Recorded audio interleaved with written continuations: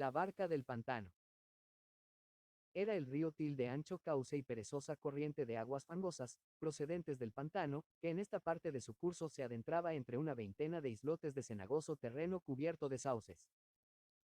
Sus aguas eran sucias, pero en aquella serena y brillante mañana todo parecía hermoso. El viento y los martinetes quebraban la cenín.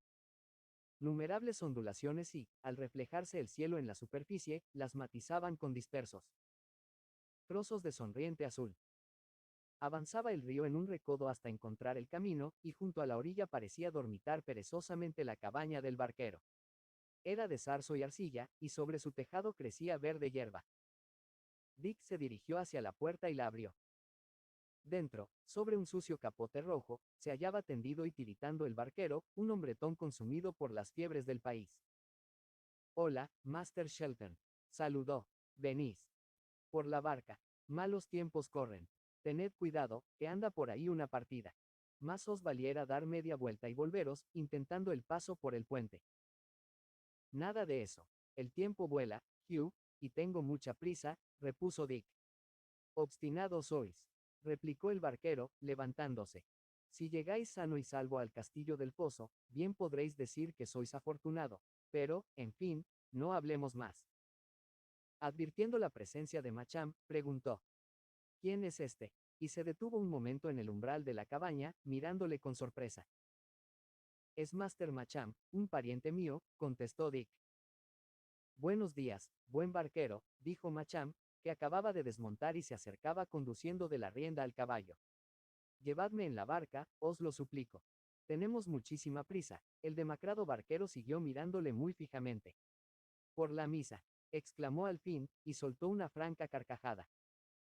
Macham se ruborizó hasta la raíz de los pelos y retrocedió un paso. En tanto, Dick, con expresión de violento enojo, puso su mano en el hombro del rústico y le gritó: Vamos, grosero, cumple tu obligación y déjate de chanzas con tus superiores.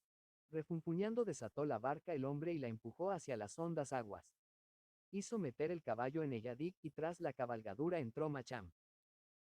Pequeño os hizo Dios, murmuró Hugh sonriendo, ¿acaso equivocaron el molde? No, Master Shelton, no. Yo soy de los vuestros, añadió, empuñando los remos. Aunque no sea nada, un gato bien puede atreverse a mirar a un rey, y eso hice, mirar un momento a Master Macham. Cállate, patán, y dobla el espinazo, ordenó Dick. Se hallaban en la boca de la ensenada y la perspectiva se abría a ambos lados del río. Por todas partes estaba rodeado de islotes. Bancos de arcilla descendían desde ellos, cabeceaban los sauces, ondulaban los cañaverales y piaban y se zambullían los martinetes. En aquel laberinto de aguas no se percibía signo alguno del hombre. Señor, dijo el barquero, aguantando el bote con un remo, tengo el presentimiento de que John A. Fentres está en la isla. Guarda mucho rencor a los de Sir Daniel. ¿Qué os parece si cambiáramos de rumbo, remontando la corriente, y os dejara en tierra a cosa de un tiro de flecha del sendero? Sería preferible que no os tropezarais con John Fenn. ¿Cómo? ¿Es el uno de los de la partida? Preguntó Dick. Más valdrá que no hablemos de eso, dijo Hugh. Pero yo, por mi gusto, remontaría la corriente. ¿Qué pasaría si a Master Macham le alcanzase una flecha? Añadió, volviendo a reír. Está bien, Hugh, respondió Dick. Escuchad entonces, prosiguió el barquero. Puesto que estáis de acuerdo conmigo, descolgaos esa ballesta. Así, ahora, preparadla. 3 John A. Fenn o John Fenn, Juan el del pantano. Bien, poned una flecha. Y quedaos así, mirándome ceñudo. ¿Qué significa esto? Preguntó Dick. Significa que si os paso en la barca, será por fuerza o por miedo, replicó el barquero.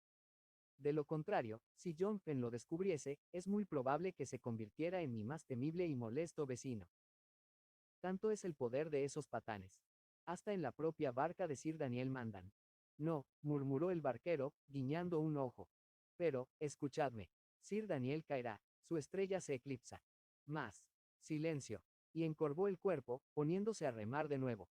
Remontaron un buen trecho del río, dieron la vuelta al extremo de uno de los islotes y suavemente llegaron a un estrecho canal próximo a la orilla opuesta. Entonces se detuvo Hugh en medio de la corriente. Tendríais que desembarcar entre los sauces. Pero aquí no hay senda ni desembarcadero, no se ven más que pantanos cubiertos de sauces y charcas cenagosas, objetó Dick. Master Shelton, repuso Hugh, no me atrevo a llevaros más cerca, en interés vuestro. Ese sujeto espía mi barca con la mano en el arco. A cuantos pasan por aquí y gozan del favor de Sir Daniel los caza como si fueran conejos. Se lo he oído jurar por la Santa Cruz. Si no os conociera desde tanto tiempo, ay, desde hace tantos años, os hubiera dejado seguir adelante. Pero en recuerdo de los días pasados y ya que con vos lleváis este muñeco, tampoco hecho a heridas y a andanzas guerreras, me he jugado mis dos pobres orejas por dejaros a salvo. Contentaos con eso, que más no puedo hacer, os lo juro por la salvación de mi alma. Hablando estaba aún Hugh, apoyado sobre los remos, cuando de entre los sauces del islote salió una voz potente, seguida del rumor que un hombre vigoroso causaba al abrirse paso a través del bosque. Mala peste se lo lleve, exclamó Hugh. Todo el rato ha estado en el islote de arriba. Y así diciendo, remó con fuerza hacia la orilla. Apuntadme con la ballesta, buen Dick. Apuntadme y que se vea bien claro que me estáis amenazando. Añadió. Si yo traté de salvar vuestro pellejo, justo es ahora que salvéis el mío. Chocó el bote contra un grupo de sauces del cenagoso suelo con un crujido.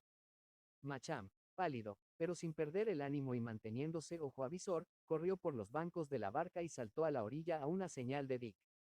Este, cogiendo de las riendas al caballo, intentó seguirle. Pero fuese por el volumen del caballo, fuese por la frondosidad de la espesura, el caso es que quedaron ambos atascados. Relinchó y coseó el caballo, y el bote, balanceándose en un remolino de la corriente, iba y venía de un lado a otro, cabeceando con violencia. No va a poder ser, Hugh. Aquí no hay modo de desembarcar, exclamó Dick, pero continuaba luchando con la espesura y con el espantado animal. En la orilla del islote apareció un hombre de elevada estatura, llevando en la mano un enorme arco. Por el rabillo del ojo vio Dick como el recién llegado montaba el arco con gran esfuerzo, roja la cara por la precipitación. ¿Quién va? Gritó. Hugh, ¿quién va? Es Master Shelton, John, respondió el barquero. Alto, Dick Shelton, ordenó el del islote. Quieto, y os juro que no os haré ningún daño. Quieto. Y tú, Hugh, vuelve a tu puesto. Dick le dio una respuesta burlona. Bueno, entonces tendréis que ir a pie, replicó el hombre, disparando la flecha. El caballo, herido por el dardo, se encabritó, lleno de terror. Volcó la embarcación y en un instante estaban todos luchando con los remolinos de la corriente. Al salir a flote, Dick se halló a cosa de 1 metro de la orilla, y antes de que sus ojos pudieran ver con toda claridad, su mano se había cerrado sobre algo firme y resistente que al instante comenzó a arrastrarle hacia adelante. Era la fusta que Macham, arrastrándose por las colgantes ramas de un sauce, le tendía oportunamente. Por la misa, exclamó Dick, en tanto recibía el auxilio para poner pie en tierra. Os debo la vida. Nado como una bala de cañón. Y se volvió enseguida hacia el islote.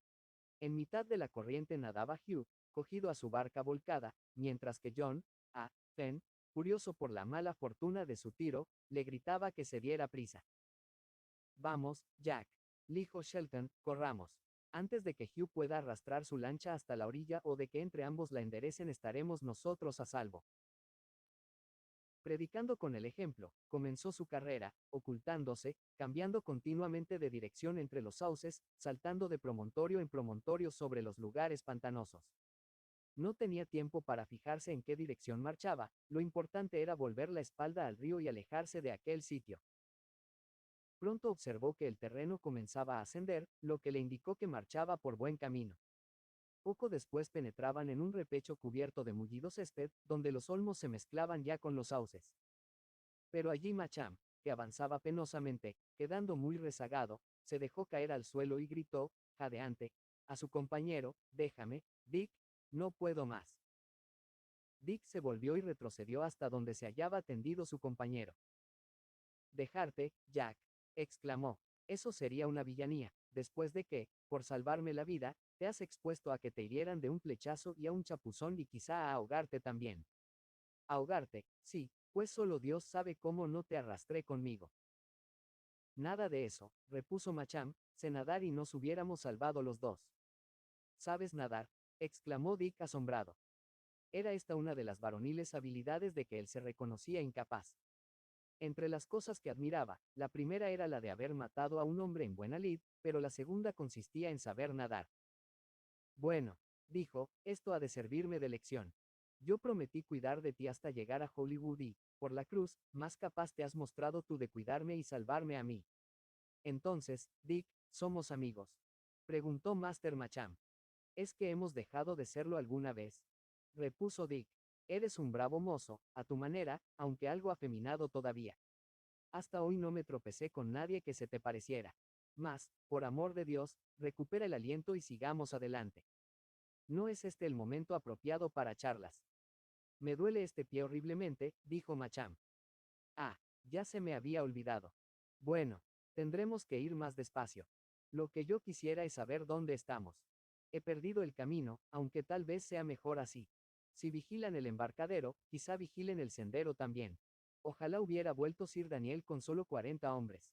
Barreríamos a estos bribones como el viento barre las hojas. Acércate, Jack, y apóyate en mi hombro. Pero, si no llegas, ¿qué edad tienes? 12 años. No, tengo 16, respondió Macham. Poco has crecido para esa edad, observó Dick. Cógete de mi mano. Iremos despacio. No temas. Te debo la vida. Y soy buen pagador, Jack, lo mismo del bien que del mal. Comenzaron a remontar la cuesta. Tarde o temprano daremos con el camino, añadió Dick, y entonces sabremos a dónde vamos. Pero, ¿qué mano tan pequeña tienes, Jack? Si yo tuviese unas manos como las tuyas, me daría vergüenza enseñarlas. ¿Sabes lo que te digo? Prosiguió soltando una risita, juraría que Hugh el barquero te tomó por una muchacha. No es posible, exclamó Macham, ruborizándose. Te digo que sí, apuesto lo que quieras. Gritó Dick. Pero no hay por qué censurarle, más aspecto tienes de muchacha que de hombre. Para ser muchacho tienes un extraño aspecto, pero para muchacha, Jack, serías guapa. Una moza muy bien parecida. Bueno, repuso Macham, pero tú sabes muy bien que no lo soy. Claro que lo sé, es una broma, explicó Dick. Hombre eres, y si no, que se lo pregunten a tu madre. Ánimo, valiente. Buenos golpes has de repartir todavía. Y ahora dime, Jack, ¿a quién de los dos armarán caballero primero? Porque yo he de serlo, o moriré por ello.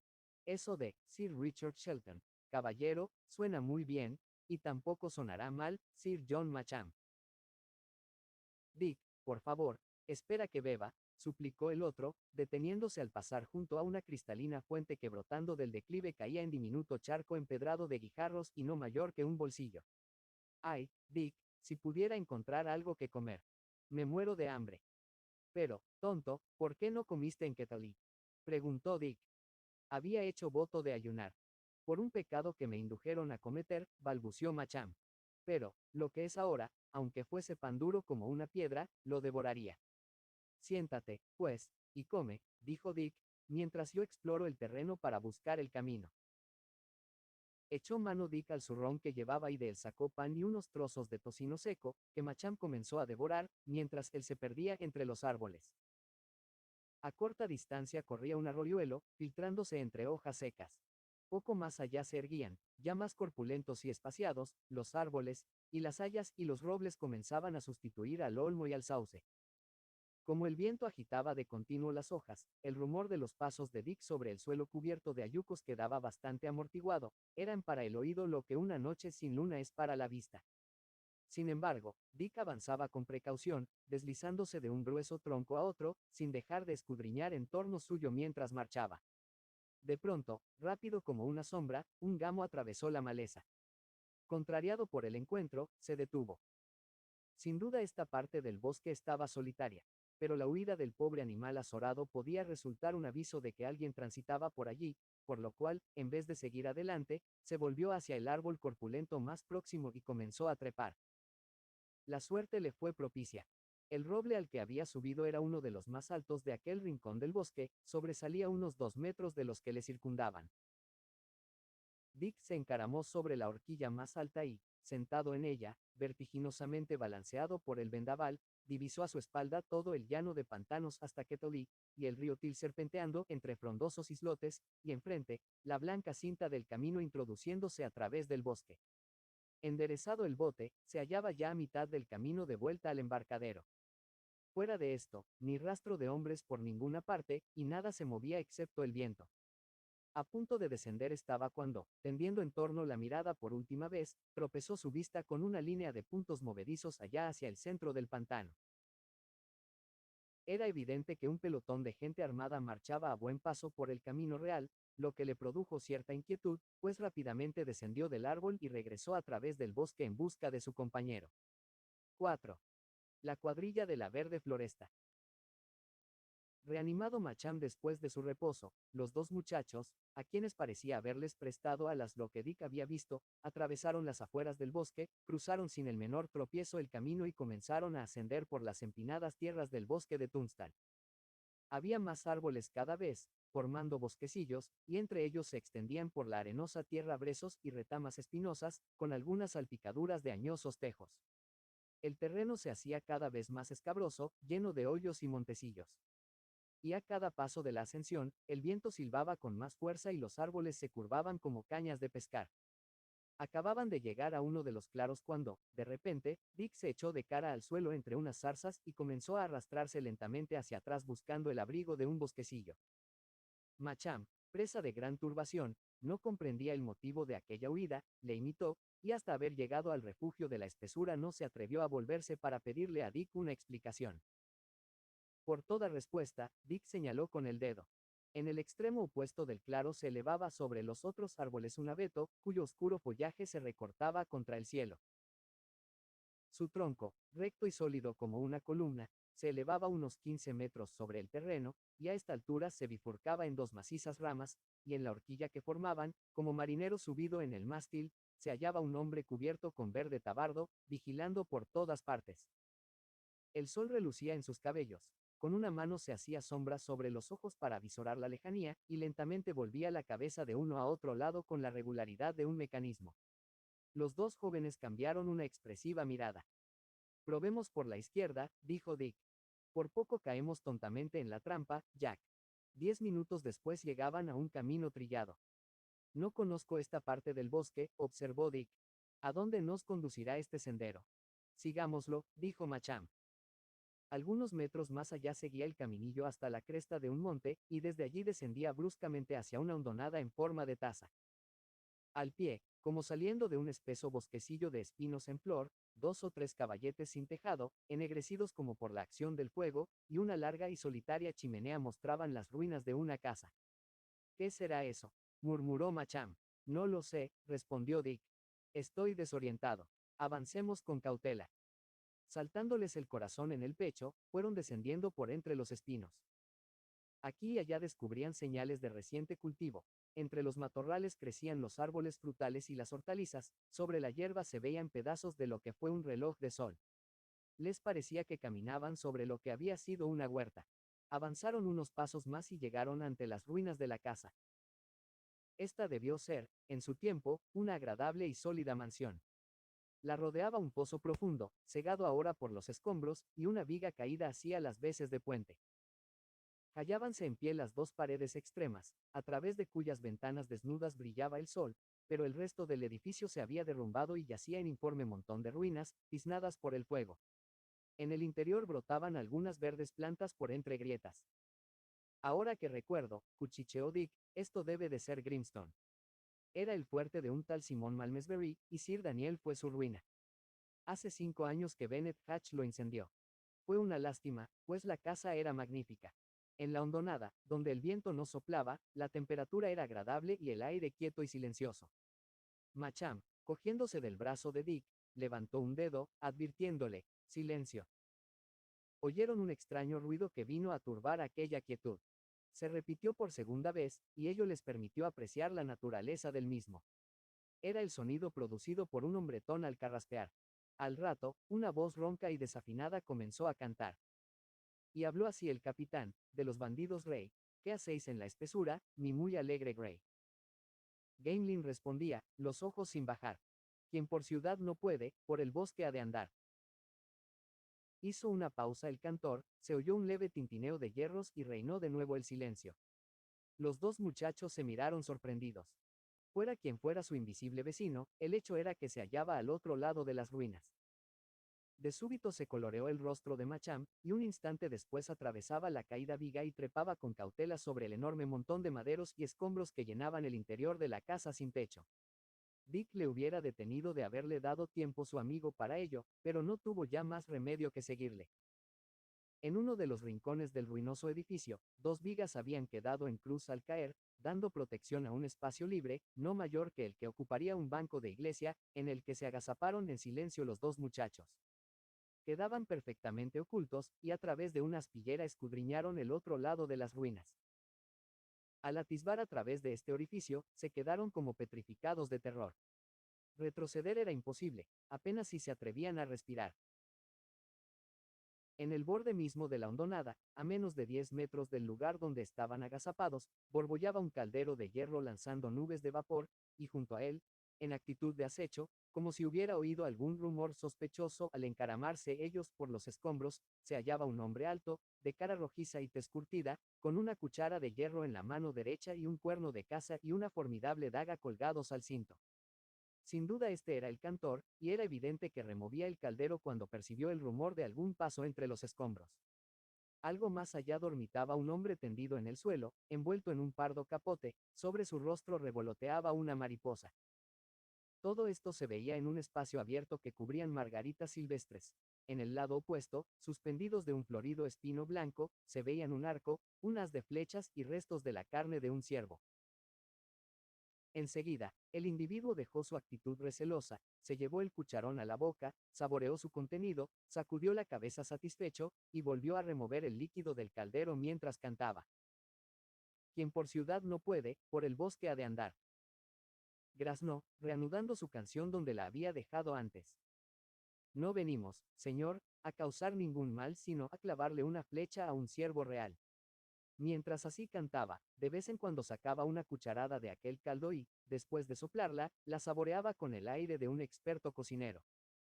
Al fin juzgó, sin duda, que el rancho estaba ya en su punto, pues, empuñando el cuerno de caza que llevaba pendiente del cinto, lo hizo sonar 3 veces como toque de llamada. Su compañero se despertó, dio en el suelo una vuelta, espantó la mariposa y miró en torno. ¿Qué pasa, hermano?, preguntó. ¿Está lista la comida? Sí, borrachín, respondió el cocinero. La comida está lista, y bien seca por cierto, sin pan ni cerveza. Poco regalada se nos ha vuelto la vida en el bosque. Tiempo hubo en que se podía vivir como un abad mitrado, porque a pesar de las lluvias y las blancas heladas, tenías vino y cerveza hasta hartarte. Pero ahora, desalentados andan los hombres, y ese John Amén, Dios nos salve y nos proteja, no es más que un espantapájaros. No, repuso el otro, es que tú le tienes demasiada afición a la carne y a la bebida, Loles. Aguarda un poco, aguarda, ya vendrán tiempos mejores. Mira, replicó el cocinero, esperando estoy esos buenos tiempos desde que era así de alto. He sido franciscano, arquero del rey, marinero, he navegado por los mares salados y también he estado ya otras veces en los bosques tirando a los siervos del rey. ¿Y qué he ganado con todo ello? Nada. Más me hubiera valido haberme quedado rezando en el claustro. John Abbott es más útil que John Amén, Paul. Por la Virgen. Ahí vienen esos. Uno tras otro, iban llegando al prado una serie de individuos, todos de elevada estatura. Cada uno de ellos sacaba, al llegar, un cuchillo y una escudilla de cuerno, se servía el rancho del caldero y se sentaba a comer sobre la hierba. Iban muy diversamente equipados y armados, unos con sucios sayos y sin más arma que un cuchillo y un arco viejo, otros con toda la pompa de aquellas selváticas partidas, de paño verde de Lincoln, lo mismo el capuchón que el jubón, con elegantes flechas en el cinto adornadas de plumas de pavo real, un cuerno en bandolera y espada y daga al costado. Llegaban silenciosos y hambrientos, y, gruñendo apenas un saludo, se disponían inmediatamente a comer. Una veintena de ellos se habían reunido cuando, de entre los espinos, salió el rumor de unos vítores ahogados, y al momento aparecieron en el prado 5 o 6 monteros, llevando unas parihuelas. Un hombre alto, corpulento, de pelo entrecano, y de cutis tan oscuro como un jamón ahumado, marchaba al frente con cierto aire de autoridad, terciado el arco a su espalda y con una brillante jabalina en la mano. Muchachos, gritó, buenos compañeros y alegres amigos míos. Hace tiempo que viví sufriendo privaciones e incomodidades, sin un buen trago con que refrescar el gaznate. Pero ¿qué os dije siempre? Soportad vuestra suerte, pues cambia y cambia pronto. Y aquí está la prueba de que no me engañé, aquí tenéis uno de sus primeros frutos. Cerveza, esa bendición de Dios. Hubo un murmullo de aprobación y aplauso cuando los portadores dejaron sobre el suelo las parihuelas y mostraron un abultado barril. Y ahora, despachad pronto, muchachos, prosiguió aquel hombre. Hay trabajo que nos espera. Un puñado de arqueros acaba de llegar al embarcadero. Morados y azules son sus trajes, buen blanco para nuestras flechas, que no ha de quedar uno que no pruebe. Porque, muchachos, aquí estamos 50 hombres, y todos hemos sido vilmente agraviados. Unos perdieron sus tierras, otros sus amigos, otros fueron proscritos y todos sufrieron injusta opresión. ¿Y quién es el causante de tanto mal? Sir Daniel. Y ha de gozarse en ello. Ha de sentarse cómodamente en nuestras propias casas. Ha de chupar el meollo al hueso que nos ha robado. Creo que no. Él buscó su fuerza en la ley, ganó pleitos. Pero hay un pleito que no ganará. En mi cinto llevo una citación que, con la ayuda de todos los santos, acabará con él. Al llegar aquí la arenga, ya andaba Lolos por el segundo cuerno de cerveza, lo alzó como si fuera a brindar por el orador. Master Ellis, dijo, clamáis venganza y bien os sienta ese papel. Pero vuestro pobrecillo hermano del bosque, que jamás tuvo tierras que perder ni amigos en quien pensar, mira. Por su parte, al provecho de la cosa. Más quisiera un noble de oro 4 y una azumbre de vino. Canario que todas las venganzas del purgatorio. Loles, replicó el otro, para llegar al Castillo del Pozo, Sir Daniel tiene que atravesar el bosque. Haremos que su paso le cueste más caro que una batalla. Y cuando hayamos dado con el en tierra y con el puñado de miserables que se nos hayan escapado, vencidos y fugitivos sus mejores amigos, sin que nadie acuda en su auxilio, sitiaremos a ese viejo zorro y grande 4 moneda antigua cuyo valor era de 6 chelines y 8 peniques. Será su caída. Ese sí que es un gamo rollizo, con él tendremos comida para todos. Sí, repuso Lolas, a muchas de esas comilonas he asistido ya, pero cocinarlas es trabajo difícil, Master Ellis. Y entre tanto, ¿qué hacemos? Preparamos flechas negras, escribimos canciones y bebemos buena agua fresca, la más desagradable de las bebidas. Faltas a la verdad, Will Lawless. Aún hueles tú a la despensa de los franciscanos. La gula te pierde, contestó Ellis. 20 libras le cogimos a Applear, 7 marcos anoche al mensajero y el otro día le sacamos 50 al mercader. Y hoy, añadió uno de los hombres, he detenido yo a un gordinflón perdonador de pecados que galopaba hacia Hollywood. Aquí está su bolsa. Ellis contó el contenido. 100 chelines. Refunfuñó. Idiota. Llevaría más en las sandalias o cosido en esclavina. Eres un chiquillo, Tom Coco, se te ha escapado el pez. A pesar de todo, Ellis se metió la bolsa en la escarcela con aire indiferente. Apoyado en la jabalina, paseó la mirada en torno suyo. En diversas actitudes, los demás se dedicaban a engullir vorazmente el potaje de ciervo, remojándolo abundantemente con buenos tragos de cerveza. Era aquel un día afortunado, pero los asuntos apremiaban y comían rápidamente. Los que primero llegaron ya habían despachado su colación. Unos se tendieron sobre la hierba y se quedaron dormidos. Otros charlaban o repasaban sus armas, y uno que estaba de muy buen humor, alzando su cuenco de cerveza, comenzó a cantar. No hay ley en este bosque. No nos falta el llantar. Alegre y regalado con carne de venado el verano al llegar. El duro invierno vuelve, con lluvia y con nieve, vuelve de nuevo a helar. Cada uno en su emboscada, la capucha calada junto al fuego a cantar. Durante todo este tiempo, los muchachos permanecieron ocultos, escuchando, echados uno junto a otro. Pero Richard tenía preparada la ballesta y empuñaba el gancho de hierro que usaba para tensarla. No se habían atrevido a moverse, y toda esta escena de la vida selvática se desarrolló ante sus ojos como sobre un escenario. Pero, de pronto, algo extraño vino a interrumpirla. La alta chimenea que sobresalía del resto de las ruinas se elevaba precisamente por encima del escondite de los dos muchachos. Un silbido rasgó el aire, después se oyó un sonoro chasquido y junto a ellos cayeron los fragmentos de una flecha rota.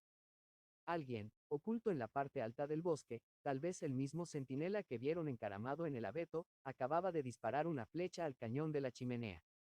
Macham no pudo contener un pequeño grito, que sofocó inmediatamente, y hasta el mismo Dick se sobresaltó, dejando escapar de sus dedos el gancho de hierro. Mas para los compañeros del prado era aquella una señal convenida. Al instante se pusieron todos en pie, ciñéndose los cinturones, templando las cuerdas de los arcos y desenvainando espadas y dagas. Levantó una mano Ellis. Su rostro adquirió una expresión de salvaje energía, y sobre su morena y curtida cara brilló intensamente el blanco de sus ojos. Muchachos, exclamó, ya sabéis vuestros puestos. Que ni uno solo de ellos se os escape. Appelier no fue más que un aperitivo, ahora es cuando nos sentamos a la mesa. 3 son los hombres a quienes he de vengar cumplidamente. Harry Shelton, Simon Malmesbury y, se golpeó el amplio pecho Ellis Duckworth. Por entre los espinos llegó otro hombre, rojo de tanto correr. No es Sir Daniel, exclamó jadeante. No son más que 7. Ha disparado ya ese la flecha. Ahí se ha roto ahora mismo, respondió Ellis. Maldición, exclamó el mensajero. Ya me pareció oírla silbar. Y me he quedado sin comer. En un minuto, corriendo unos, andando otros rápidamente, según se hallaran más o menos lejos, los hombres de la flecha negra desaparecieron de los alrededores de la casa en ruinas, y el caldero, el fuego, ya casi apagado, y los restos del ciervo colgados del espino, quedaron solitarios para dar fe de su paso por aquel lugar. 5. Sanguinario como el cazador. Los muchachos permanecieron inmóviles hasta que el ruido de los últimos pasos se hubo desvanecido. Se levantaron maltrechos y doloridos por lo forzado de la postura, treparon por las ruinas y, valiéndose de la viga caída, cruzaron el antiguo foso. Macham había recogido del suelo el gancho de hierro y marchaba el primero, seguido de Dick, rígido y con la ballesta bajo el brazo. Ahora, dijo Macham, adelante, hacia Hollywood. A Hollywood, exclamó Dick, cuando buenos compañeros están en peligro de ser alcanzados por los tiros de esa gente. No, antes te dejaría ahorcar, Jack. ¿De modo que me abandonarías? Preguntó Macham. Sí, repuso Dick. Y si no llego a tiempo de poner en guardia a esos muchachos, moriré. Con ellos. ¿Cómo? ¿Pretenderías tú que abandonara a mis propios compañeros, entre los cuales he vivido? Supongo que no. Dame el gancho. Nada más lejos de la imaginación de Macham.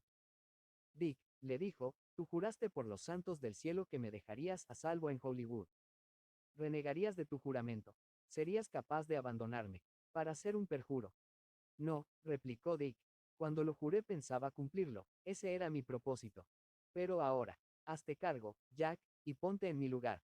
Déjame avisar a esos hombres, y, si es necesario, que corra con ellos el peligro. Después, partiré de nuevo para Hollywood a cumplir mi juramento. Te estás burlando de mí, repuso Macham.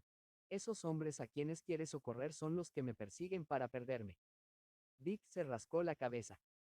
No tengo más remedio, Jack, contestó. ¿Qué le voy a hacer?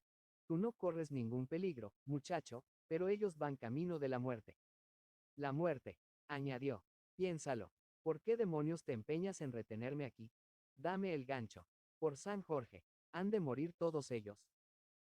Richard Shelton, dijo Macham mirándole de hito en hito, serías capaz de unirte al partido de Sir Daniel. No tienes orejas. ¿No has oído lo que dijo Ellis? ¿O es que nada te dice el corazón cuando se trata de los de tu sangre y del padre que esos hombres asesinaron?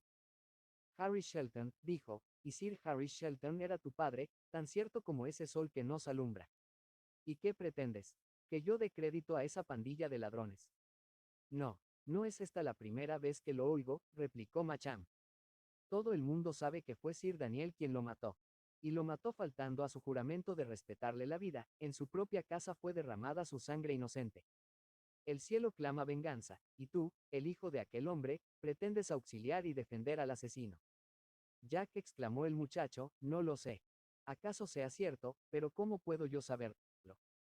Escucha, ese hombre me ha criado y educado, con los suyos compartí casa y juegos, y abandonarlos en la hora del peligro. Oh, si tal cosa hiciera, muchacho, sería prueba de que no tengo ni pizca de honor. No, Jack, tú no me pedirías hacer tal cosa, no puedes querer que yo sea tan villano. Pero ¿y tu padre, Dick? Dijo Macham, indeciso. Tu padre, y el juramento que me hiciste. Al cielo pusiste por testigo. Mi padre, exclamó Shelton. Mi padre me dejaría ir. Si es cierto que Sir Daniel le mató, cuando llegue la hora esta mano dará muerte a Sir Daniel, pero ni a él ni a los suyos los abandonaré en el momento del peligro. Y en cuanto a mi juramento, mi buen Jack, tú vas a relevarme de él ahora mismo. Por las muchas vidas que ahora peligran, de pobres hombres que ningún mal te hicieron, y, además, por mi propio honor, tú vas a dejarme ahora libre de ese peso. Yo, Dick. Jamás. Repuso Macham. Y si me abandonas serás un perjuro, y así lo pregonaré por todas partes. Me hierve la sangre. Dame ese gancho.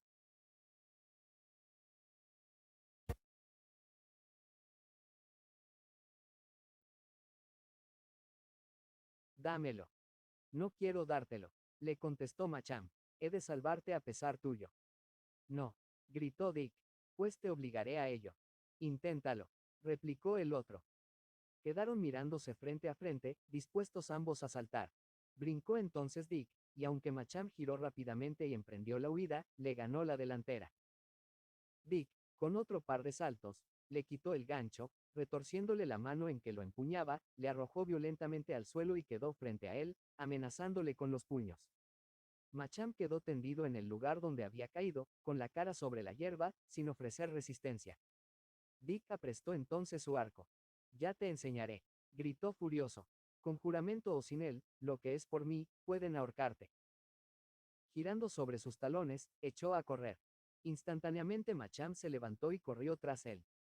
¿Qué quieres? Gritó Dick parándose. ¿Por qué me sigues? No te acerques. Te seguiré si se me antoja, repuso Macham.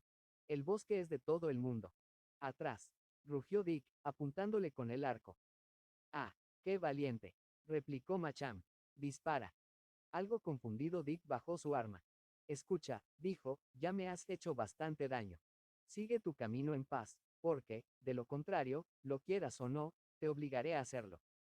Bien, dijo Macham tercamente. Tú eres el más fuerte de los dos. Haz lo que quieras. Yo no dejaré de seguirte, Dick, a menos que me obligues. Dick estaba casi fuera de sí ante tal insistencia. No tenía valor para golpear a una pobre criatura tan incapaz de defenderse, pero en verdad que no conocía otro medio para librarse de aquel molesto y acaso, como ya comenzaba a pensarlo infiel compañero. Estás loco, gritó. Pero, imbécil, ¿no ves que corro en busca de tus enemigos, tan deprisa como los pies puedan llevarme? No me importa, Dick, repuso el otro. Si tú vas a que te maten, yo moriré contigo. Mejor quisiera que me encarcelasen contigo que estar libre y sin ti. Bien, respondió el otro. No puedo detenerme más discutiendo. Sígueme, si es preciso. Pero si me traicionas, poco ganarás con ello, fíjate bien. Te meteré una flecha en el cuerpo, muchacho. Así diciendo, Dick emprendió de nuevo veloz carrera, manteniéndose siempre en el borde del bosque y mirando atentamente en torno suyo mientras corría. Sin aflojar el paso, salió de la hondonada y volvió a los sitios más abiertos y despejados. A la izquierda surgía una eminencia, salpicada de doradas retamas y coronada por un negro penacho de abetos. Desde allí podré ver mejor, pensó, y se lanzó hacia aquel sitio, atravesando un claro cubierto de brezos. No había avanzado más que algunos metros cuando Macham, tocándole en un brazo, le señaló algo con el dedo. Al este de la cima se iniciaba un declive, como si un valle cruzase al otro lado. No habían desaparecido aún allí los brezos, y la tierra era rojiza como adarga enmohecida, sobriamente punteada de tejos. En aquel lugar percibió Dick, uno tras otro, a 10 casacas verdes que escalaban la altura, marchando a la cabeza de ellos, claramente discernible por llevar su jabalina, Ellis Duckworth en persona. De uno en uno fueron ganando la cumbre, se dibujaron un momento contra el cielo y se hundieron en el otro lado, hasta que el último desapareció. Dick contempló a Macham con ojos bondadosos. ¿De modo que me eres fiel, Jack? Preguntó. Pensé que acaso fueras del otro partido. Macham se puso a sollozar. Pero vamos. Que los santos nos asistan. Por una palabra vas a lloriquear. Es que me hiciste daño, sollozó Macham. Me hiciste daño cuando me arrojaste al suelo. Eres un cobarde que abusas de tu fuerza. No digas tonterías, exclamó Dick bruscamente. No tenías derecho a quedarte con mi gancho. Lo que yo debía haber hecho era darte una buena paliza. Si vienes tendrás que obedecerme. Anda, vamos. Casi le entraban ganas a Macham de quedarse rezagado. Pero al ver que Dick continuaba corriendo cuanto podía hacia la cumbre y ni siquiera volvía la vista atrás, lo pensó mejor y corrió tras él a su vez. El terreno era difícil y escarpado, Dick le había ganado una buena delantera, y lo cierto era que tenía las piernas más ligeras. Por eso hacía ya rato que Dick había llegado a la cima, rastreando entre los abetos y escondiéndose tras unas espesas matas de retamas, antes de que Macham, jadeante como un ciervo, se reuniera con él y pudiera echarse a su lado. Abajo, en el fondo del amplio valle, el atajo que partía de la aldea de Tunstall descendía serpenteando hasta el vado. Camino bien trillado, fácilmente podía la vista seguir su curso de punta a punta. Aquí lo bordeaban los claros del bosque, abiertos por completo, quedaba más allá como encerrado entre los árboles, y cada 100 metros se extendía junto a un lugar propicio para una emboscada. Muy abajo ya del camino se veían relucir al sol 7 celadas de acero, y, de cuando en cuando, donde los árboles clareaban, aparecían en descubierto Selden y sus hombres, cabalgando animosos, dispuestos a cumplir las órdenes de Sir Daniel. El viento se había calmado un poco, mas todavía luchaba algo alborotado con los árboles, y si allí hubiese estado Appelier quizás se hubiera puesto en guardia al observar la agitación de que daban muestras los pájaros. Fíjate, murmuró Dick, muy adentro del bosque se hallan ya, y en seguir adelante estriba más bien su salvación. Pero ves ese extenso claro que se alarga debajo de nosotros y en medio del cual hay unos 40 árboles que parecen formar una isla. Allí es donde pueden salvarse. Si llegan sin tropiezo hasta ese grupo, ya hallaré yo medio de advertirles del peligro. Pero temo que el corazón me engaña, no son más que 7 contra tantos. Y sin más armas que sus ballestas. El arco de grandes dimensiones será siempre superior a estas, Jack. Selden y sus hombres continuaban ascendiendo por la tortuosa senda, ignorantes del peligro que corrían, y por momentos se acercaban. Sin embargo, una vez hicieron alto, se reunieron en un grupo y parecieron señalar hacia determinado sitio y ponerse a escuchar. Pero lo que les había llamado la atención era algo que hasta ellos llegaba a través de los llanos. El sordo rugido del cañón que, de cuando en cuando, traía el viento, y que hablaba de la gran batalla. Valía la pena fijarse en ello, puesto que si desde allí se oía en el bosque de Tunstall, el combate debía de haberse ido corriendo hacia el este y, en consecuencia, era señal de que la jornada no había sido favorable para Sir Daniel ni para los señores de la Rosa Roja. Más al instante reanudó su marcha el destacamento, aproximándose a uno de los claros del camino, cubierto de brezos, a donde solo una especie de lengua del bosque venía a juntarse con la carretera. Se hallaban precisamente frente a esta cuando en el aire brilló una flecha. Uno de los hombres alzó los brazos, se encabritó el caballo y ambos rodaron, agitándose en confuso montón. Hasta el lugar donde se hallaban los muchachos llegaba el griterío que armaron los hombres. Vieron a los espantados caballos encabritarse y, poco después, mientras el destacamento recobraba la serenidad, observaron que uno de los del grupo se disponía a echar pie a tierra. Una segunda flecha centelleó describiendo un amplio arco, y un segundo jinete mordió el polvo. Al hombre que estaba descabalgando se le escaparon las riendas, y su caballo salió disparado al galope, arrastrándole por la carretera cogido al estribo por un pie, rebotando de piedra en piedra y herido por los cascos del animal en su huida. Los 4 que aún quedaban sobre sus sillas se dispersaron. Uno giró, chillando, en dirección al vado, los otros 3, sueltas las riendas y flotando al viento las ropas, remontaron a galope tendido la carretera de Tunstall. De cada grupo de árboles que pasaban salía disparada una flecha. Pronto cayó un caballo, mas el jinete, poniéndose en pie, corrió tras sus compañeros hasta que un nuevo disparo dio con él en tierra. Otro de los hombres cayó herido, y luego su caballo, quedando solo uno de los soldados, y desmontado. Solamente se oía en diferentes direcciones el galopar de 3 caballos sin jinete, que se extinguía rápidamente en la lejanía. Durante todo esto, ninguno de los atacantes se había mostrado por parte alguna. Aquí y allá, a lo largo del sendero, hombres y corceles aún vivos se revolcaban en la agonía. Mas ningún piadoso enemigo salía de la espesura para poner fin a sus sufrimientos. El solitario superviviente permanecía desconcertado en el camino, junto a su caída cabalgadura. Había llegado a aquel ancho claro con el islote de árboles señalado por Dick. Acaso se hallara a unos 500 metros del lugar en que estaban escondidos los muchachos, y ambos podían verle claramente, mientras miraba por todos lados con mortal ansiedad. Mas, como nada sucedía, comenzó a recobrar el perdido ánimo y rápidamente se descolgó y montó su arco. En aquel mismo instante, por algo característico que vio en sus movimientos, reconoció Dick en aquel hombre a Selden. Ante tal intento de resistencia, salieron de cuantos sitios se hallaban a cubierto, en torno suyo, rumores de risas. 20 hombres, por lo menos, se encontraba allí lo más nutrido de la emboscada, se unieron a este cruel e importuno regocijo. Centeleó entonces una flecha por encima del hombro de Selden, que saltó, retrocediendo. Otro dardo fue a clavarse a sus pies, temblando un momento. Se dirigió entonces a la espesura, y una tercera flecha pasó ante su rostro, yendo a caer frente a él.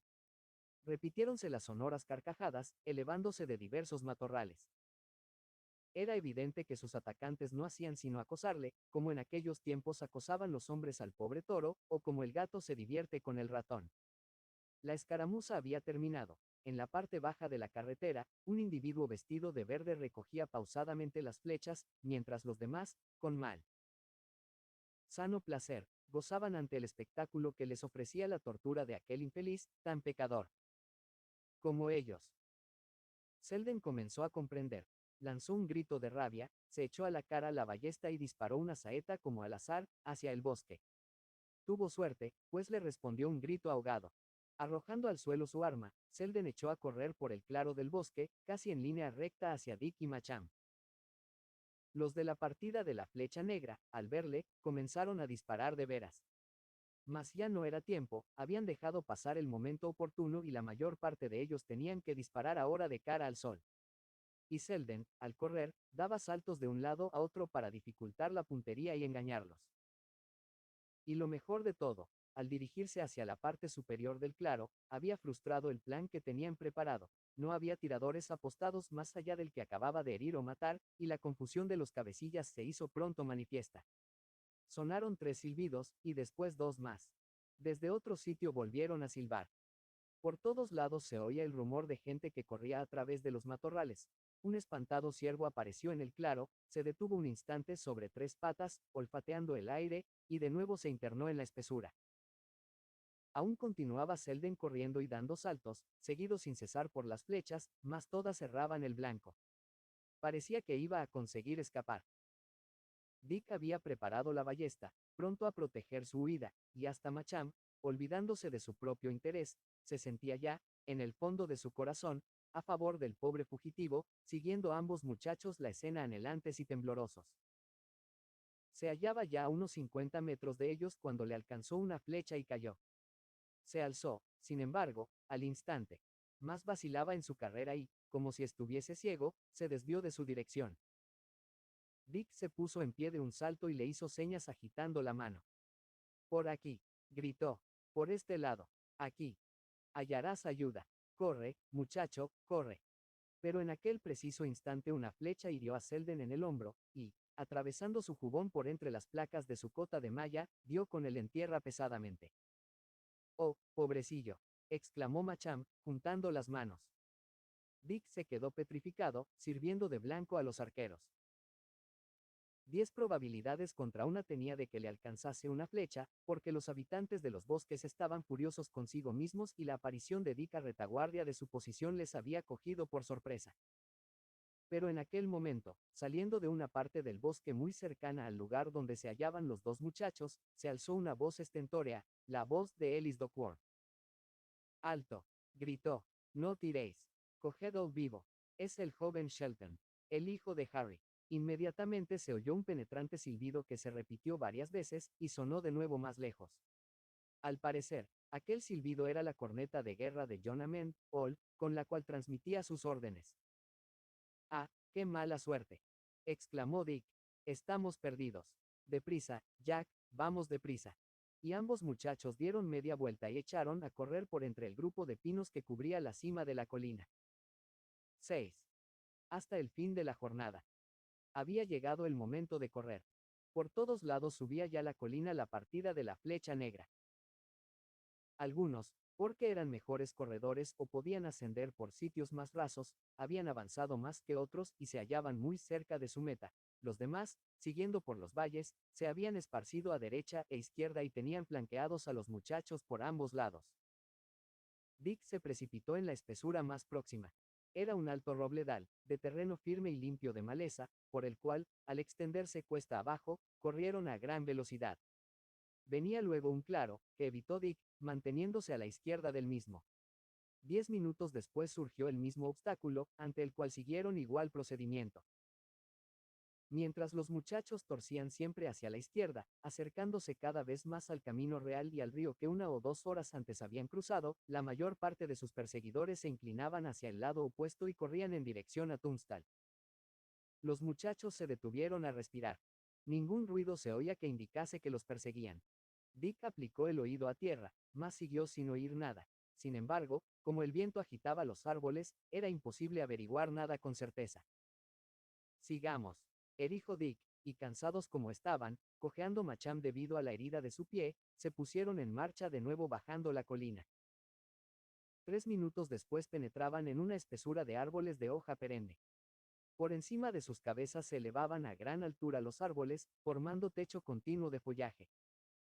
El bosquecillo era como una bóveda poblada de columnas, alta como la de una catedral, y, a excepción de los acebos, que les estorbaban el paso, estaba despejado y cubierto de suave césped. Por el lado opuesto, abriéndose paso entre la última franja de arbustos, salieron a la débil claridad del bosquecillo. ¡Alto! Gritó una voz.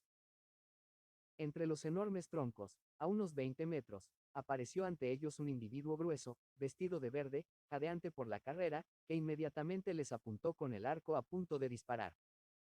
Macham se detuvo lanzando un grito, pero Dick, sin vacilar, se lanzó recto hacia el forajido, desenvainando su daga.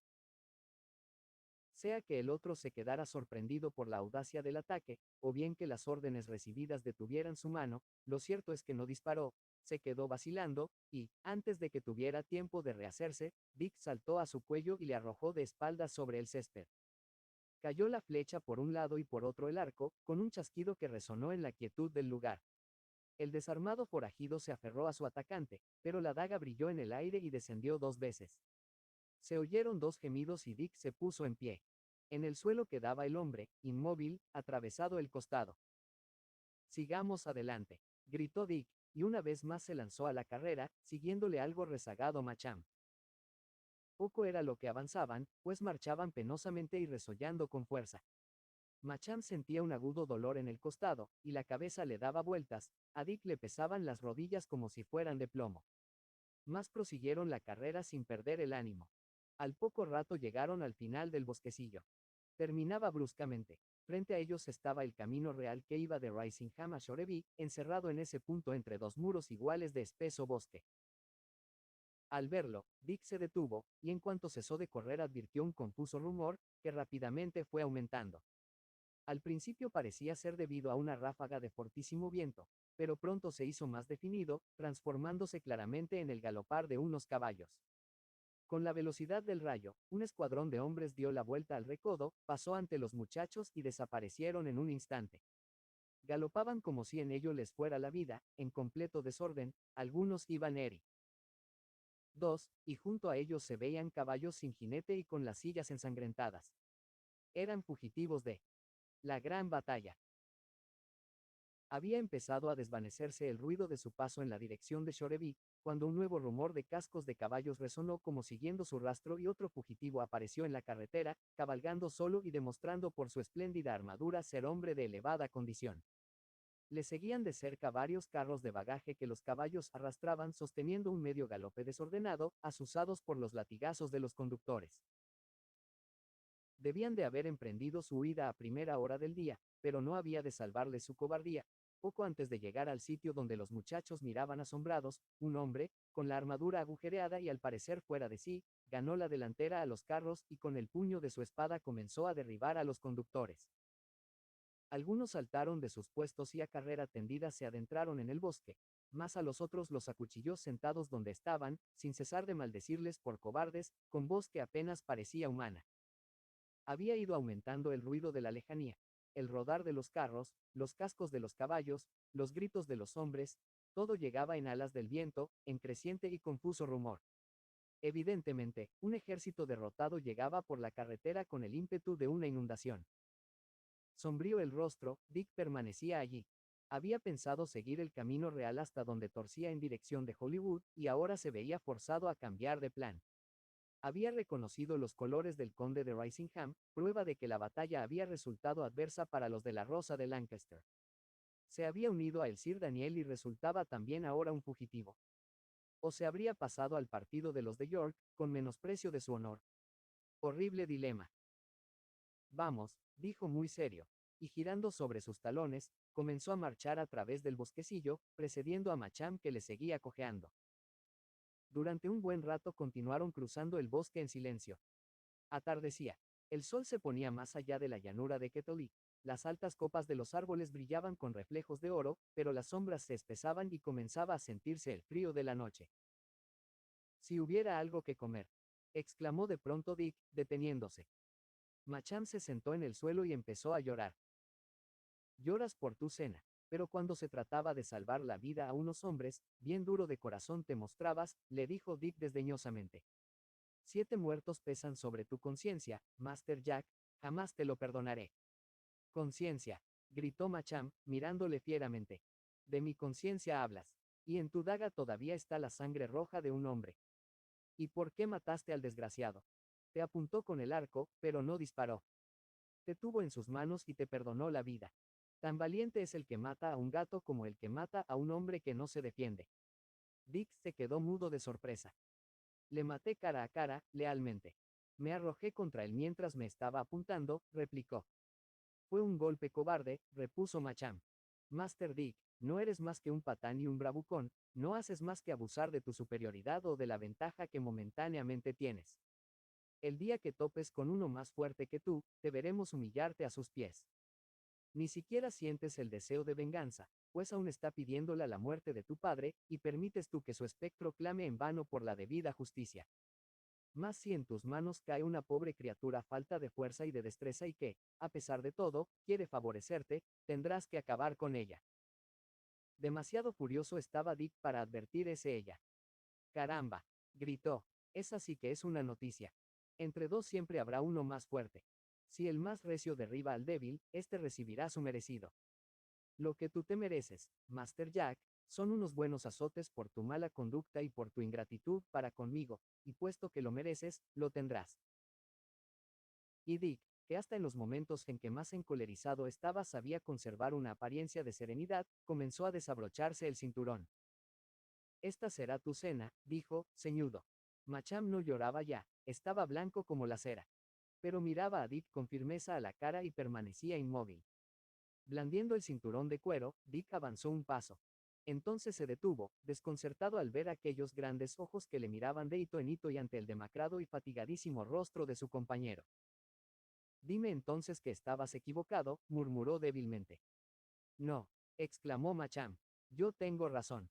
Anda, cruel. Estoy cojo. Estoy rendido. No me resisto. Jamás te hice ningún daño, pero tú. Pégame, cobarde. Levantó Dick el cinto ante esta última provocación, pero al ver que Macham retrocedía encogido con expresión de temor, de nuevo le faltó valor. Cayó de su mano la correa y quedó indeciso, como atontado. Mala peste te lleve, dijo. Si tan débil de manos eres, más cuidado debieras tener con la lengua. Pero así me ahorquen que no he de ser yo quien te pegue. Y se ciñó de nuevo el cinturón. No te pegaré, no, añadió, pero lo que es perdonarte, eso nunca. Yo no te conocía. Tú eras el enemigo de mi amo. Yo te presté mi caballo y devoraste mi comida, y me has llamado insensible, cobarde y bravucón. Has colmado la medida hasta rebosarla. Gran cosa es ser débil, según veo. Puedes hacer todo el mal que quieras, que nadie te castigará.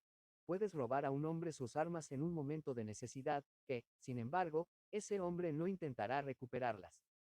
Claro, eres tan endeble. Entonces, si alguien te acometiera con una lanza, al mismo tiempo que gritaba que es débil, deberías dejar que este hombre débil te atravesase de parte a parte. Vaya, no hablemos más de tales necedades. Y a pesar de todo, no me pegas. Repuso Macham. Dejemos eso, replicó Dick. Voy a tener que enseñarte muchas cosas.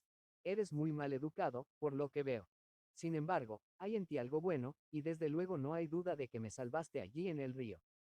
¿Ves? Ya se me había olvidado. Soy tan desagradecido. Como tú. Pero, ven acá, sigamos andando. Si hemos de llegar a Hollywood esta noche, o mañana temprano, mejor es que nos pongamos en marcha a toda prisa. Pero aunque Dick había recobrado su habitual buen humor, Macham no le perdonaba nada de lo ocurrido. Su violencia, el recuerdo del hombre a quien había dado muerte y, sobre todo, la visión de la correa en alto amenazándole, eran cosas que no podía olvidar fácilmente. Por pura fórmula te daré las gracias, dijo Macham. Pero en verdad, Master Shelton, que preferiría buscar yo solo mi camino. Aquí está el ancho bosque, elijamos cada uno nuestra senda. Ya sé que te debo una comida y una lección. Adiós. Si ese es tu deseo, gritó Dick, que el diablo te lleve. Tomó cada uno dirección distinta, comenzando a andar separados, sin cuidar del rumbo que seguían, atentos solo a su reyerta. Pero aún no se había alejado Dick 10 pasos, cuando oyó pronunciar su nombre y vio que Macham volvía tras él. Dick, le dijo, no está bien que nos separemos tan fríamente. Esta es mi mano y en ella pongo mi corazón. Por lo que me has ayudado, y no por pura fórmula, sino de todo corazón, te doy las gracias. Que la suerte te acompañe, adiós.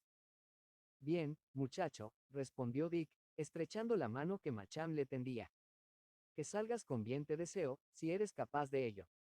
Pero lo dudo, te gusta demasiado discutir. Se separaron por segunda vez, pero finalmente fue Dick el que corrió en busca de Macham. Escucha, le dijo, toma mi ballesta, no vayas desarmado. Tu ballesta, exclamó Macham. No, muchacho, no tengo fuerza para tensar el arco, ni sabría apuntar con ella. De nada me serviría, mi buen muchacho. De todos modos, gracias. Había cerrado la noche, y bajo los árboles, ninguno podía leer en el rostro del otro. Te acompañaré un rato, dijo Dick. La noche está oscura. Quisiera dejarte en el camino, por lo menos. Tengo miedo por ti, temo que puedas perderte. Comenzó a avanzar y Macham le siguió una vez más. La oscuridad iba en aumento, tan solo en los sitios despejados se veía el cielo, salpicado de estrellitas. Se percibía débilmente, a lo lejos, el rumor producido por la derrota del fugitivo ejército de Lancaster. Pero a cada paso lo dejaban más a su espalda. Al cabo de media hora de silenciosa marcha, llegaron a una ancha franja de brezos que formaba un claro. Al tenue resplandor de las estrellas brillaba vagamente, como afelpado por los abundantes helechos y con islotes de tejos agrupados. Allí se detuvieron y entonces se miraron uno a otro. ¿Estás cansado?, preguntó Dick. Sí, tanto, respondió Macham, que de buena gana me echaría aquí y me dejaría morir. Oigo el murmullo de un río, dijo Dick. Vamos hasta allí, porque me muero de sed. Descendía suavemente el terreno, y, en efecto, en el fondo hallaron un riachuelo que corría por entre sauces.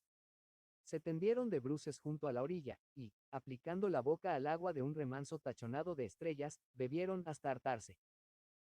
Dick, dijo Macham, me es imposible continuar. No puedo más.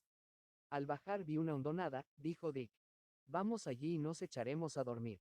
Sí, con toda el alma, exclamó Macham. La hondonada era arenosa y seca. De uno de los bordes colgaban unas zarzas formando una especie de refugio. Allí se tendieron los dos muchachos, apretados uno contra otro para lograr un poco de calor, olvidada ya la pasada disputa. Pronto el sueño cayó sobre ellos cual pesada nube y, bajo el rocío y el resplandor de las estrellas, descansaron plácidamente. 7.